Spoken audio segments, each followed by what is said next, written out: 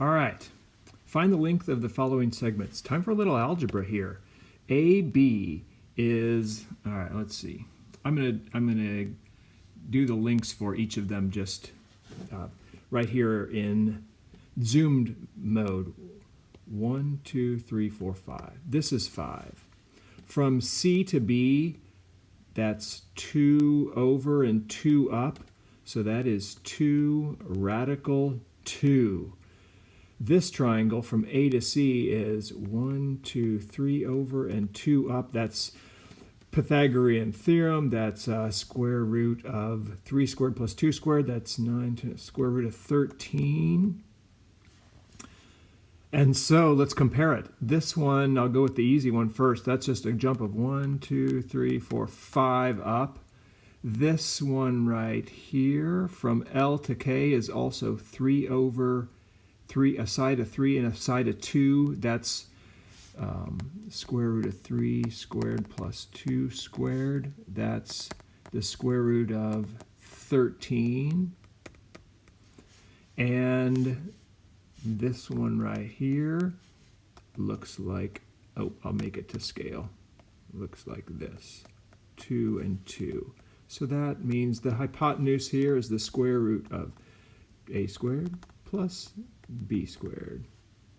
And that is square root of 8 or 2 square root of 2. Now, if you haven't done root work yet, like how that became that, let your teacher know. There's some probably quick videos or just some tutoring that you might need to be comfortable with creating square roots or to simplify square roots. 2 radical 2. All right, so this in here, I'm going to fill it in. AB is 5, BC is 2 radical 2. Now I need my calculator for that. That's 2.828, so that's 2.83. And AC, square root of 13, is 3.60555. I round to 2 decimal places, 3.61. Fingers crossed. Is the other triangle the same? KL is square root of 13. That's also 3.61 when I'm rounding to 2 decimal places. L and M is that thing right there. 2 radical 2, which is 2.83. And MK, this one, that's just a jump.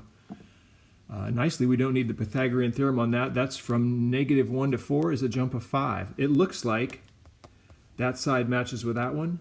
That side matches with that one. This side matches with this one. We have triangle ABC should match with A goes to K. B, the side in between 2 root 2 and 5, goes to M. And then L. By S, S, S. Wow, something new, a little figuring here. Question 2. We're going to examine this quadrilateral to see if it's a parallelogram. And this side looks like we're going for the slopes of each. Rise over run, algebra. Okay, let's go into it here and look at these. Slope is rise over run. I'll just go from B to C. I go up here and over. That is, let's see, 1, 2, I can count 3, 4, 5, 6, 7 over and 1 up. So the slope in this one, I'll just make a note, slope is 7. From C to F, rise over run, that's 1, 2, 3, 4. Over from -3 to 7 is 10. So the slope of that one is 4/10 or 2/5. From E to F, I read from left to right. How many over? From -1 up to 7? No, -1 up to 6 is 7 over 1 up. The slope of that one is 7. 7 over 1. And rise over run from B to E. The rise is 1, 2, 3, 4, and the run goes from -4 all the way to 6, so that's a span of 10. The slope of that one, 4/10, which is 2/5. Just want to double check that all of these are positive, is that right? Yeah, they're all going up from left to right, so I don't have to worry about negative slopes. Let's put them in. Slope of BC, 7. Slope of CF, 2/5. Slope of FE, also known as EF, so I'm reading it that way. It's from left to right. The slope is 7 and 2/5. That's a parallelogram because the sides are parallel. Parallel lines have the same slope, so by work, we are really looking at something like this. Those are parallel, opposite sides of parallel lines. That is, by definition, a parallelogram. What's next? Oh goodness, midpoint. Midpoint between CE and BF. Let's go back to the graph here and examine CE and BF. The midpoint between two points is the average of their x-coordinate and y-coordinate. So I'm really, I'm going to take -3 and 6. All right, I'll do this formally. Midpoint of CE is going to be -3 plus 6 over 2. That's the average for the x's. And then 2 and -1. 2 plus -1 over 2. Let's clean that up a bit. That's really 3 over 2, and 2 minus 1 is 1 over 2. We're going to give it as, let's see, 2 decimal places or a fraction.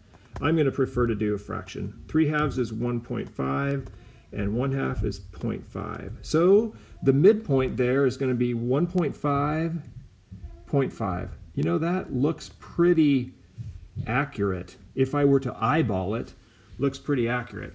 Let's change colors and go to midpoint of BF. Looking pretty good here. I'm going to guess it's the same thing, but let's double check. Midpoint of BF is the average of the x-coordinates, -4 plus 7 over 2, and the average of the y-coordinates, -5 plus 6 over 2. We'll clean that up a little bit. That's going to be 3 over 2. That's not a negative sign. That's just a little mark there. And 1 over 2. 1.5 comma 0.5. What were we doing here? Oh, we found the slopes. Oh yeah, we were finding the midpoint. So midpoint of CE is 1.5 comma 0.5, and the midpoint of BF 1.5 comma 0.5. Now the next question here says, if we use the fact that the diagonals bisect each other, is this a definition of a parallelogram or a property of a parallelogram? Definition of a parallelogram is a quadrilateral that has both sets of opposite sides parallel. That's not what we did in this one. We actually looked into a consequence of being a parallelogram, which is the diagonals bisect each other. So this is a property.